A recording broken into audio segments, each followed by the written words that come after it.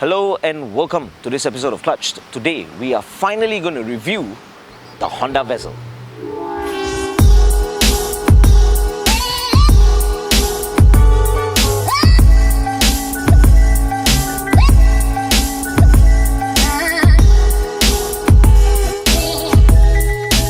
Now first of all, I want to say a very big thank you to Dosh Motoring for lending us the Vezel. Dosh Motoring, of course, they are an established car dealership that deals with brand new parallel imported cars as well as pre-owned cars. If you're getting a pre-owned car, Dosh Motoring is going to ensure everything is in proper working condition before handing it over to you. And if it's going to be a brand new ride, then you can be assured on competitive pricing, some really good discounts if you're going to get some accessories, and overall excellent service. From my experience here at Dosh, the staff are well equipped with the knowledge to walk you through the entire process from A to Z and guide you through as you purchase your dream car.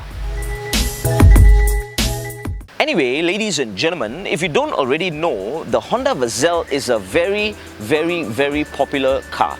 Last year alone, out of 8,534 parallel imported cars, 3,980 of them were Vezels. That makes up 46.6%.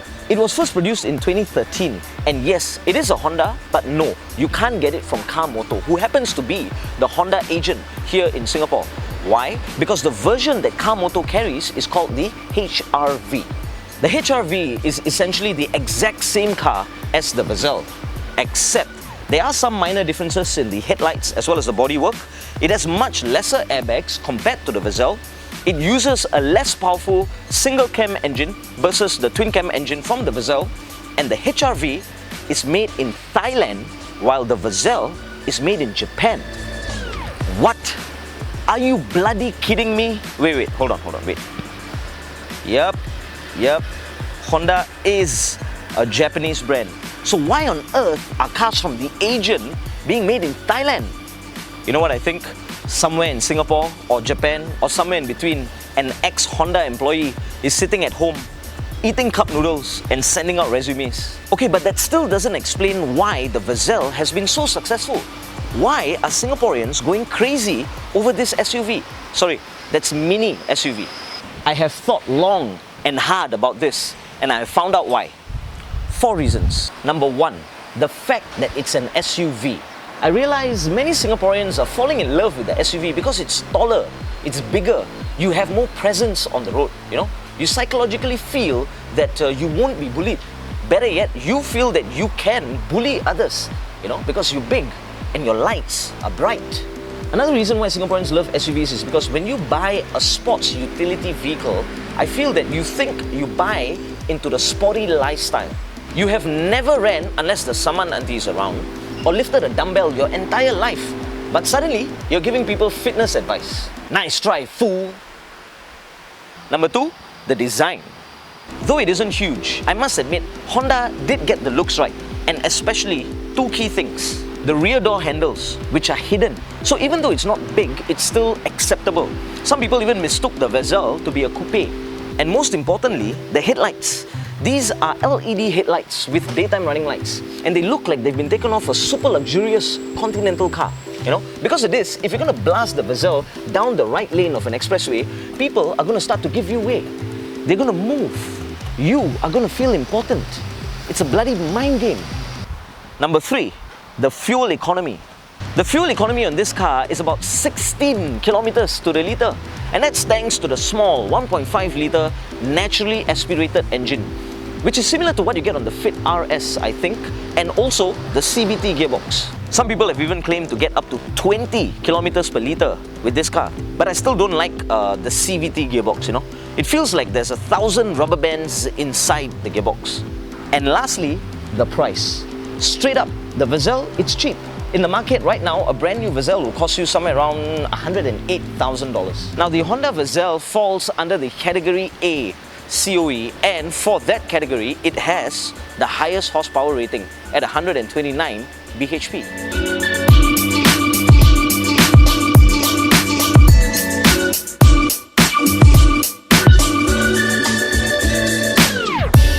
So let's take the Vezel for a spin.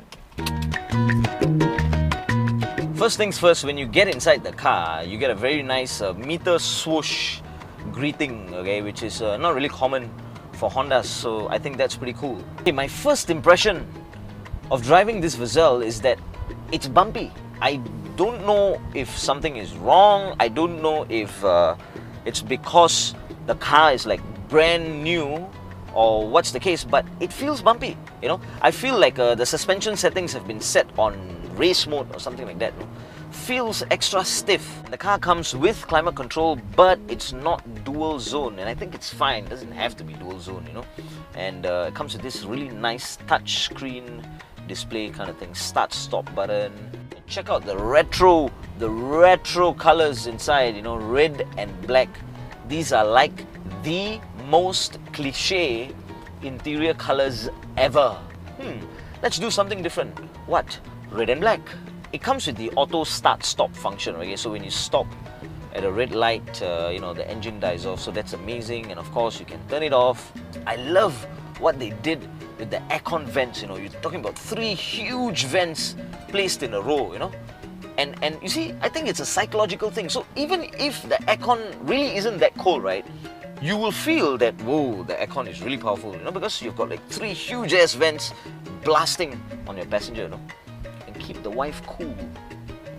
Honestly, I think the center console with the climate control display and this entire, you know, center console piece, got storage at the sides, you can plug in a USB port and everything. I think this is really, really good. You know, this high center console thing that they do over here gives the car a very continental feel, you know. Right now, there's actually a facelifted version to the Vezel, you know, where the chrome is kind of placed in a different position, and the car comes with some additional accessories, you know, and it comes with this function. I forgot what it's called, the name of it, but you know, if you're driving lesser than 30 kilometers an hour, and if there's an obstacle in front of you, the car will automatically come to a halt, okay? I think it's called Honda Assist or something like that. So pretty cool stuff. And the facelifted version comes with HDMI input, Bluetooth attached to your steering, you know, so you can control it over here. I think that's pretty cool, you know. So if you're going for a Vezel, you should consider the facelifted version. There's this little ring around the speedometer, so when you're doing a good fuel economy, it turns green, and the moment you step hard, it turns white, you know, that kind of thing. So the display is great. I'm just driving over some normal roads, and can you see how bumpy it is? Why is it doing that? I don't know, maybe it's because the suspensions are not settled in, you know. I think this car is amazing. It's really, really easy to drive. Yeah, that's a good way of describing this. It's a very easy to drive car. You don't have to think too much about it, no? Just go. The Honda Vezel, it has many flaws, but it kind of forces you to forgive it, you know? Like a cute Dachshund that just peed on your brand new pair of Converse sneakers. It doesn't have an electric tailgate, but it has cruise control. The back seats are cramped, but it has cool rear door handles. The ride is bumpy, but it has a gorgeous interior. It doesn't come with 4-wheel drive, but its fuel economy is amazing. It's not a very powerful SUV, but it has 8 airbags to prevent you from high-fiving the dashboard with your face. It's a parallel imported vehicle, so you do run the risk of dealing with a crappy company, but it's made in Japan. It's cheap and it looks good. The Honda Vezel lives by one of my favorite personal theories, which is it's always easier to ask for forgiveness than to ask for permission. Okay, I've got some fantastic news for you guys. Now, I know I said the price of a Vezel is somewhere around 108 or 110,000. Well, if you are planning to get yourselves a Vezel, contact our friends over at Dosh and tell them you're a clutched viewer. You are only going to pay $99,800 with a COE cap at $47,000, okay? And also, if you're planning on getting accessories for your cars, you are going to get a special discount. Now, don't forget, the key word here is clutched, okay? Yes, you can thank me by buying me a coffee. Okay, here's what I don't like about the Vezel. Everybody has one.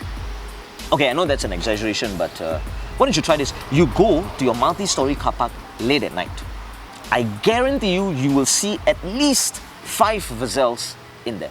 I don't know about you, but I just cannot see myself falling victim to this white collar virus, I'm just someone who either reinvents the wheel, or if not, I'd rather just walk. I just have to be different. And for that reason, I would never buy the Honda Vezel.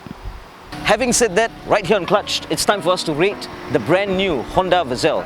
So is it going to be a buy, a don't buy, or an I don't know? Well, given the fantastic points that this car has, the Honda Vezel, it's a buy.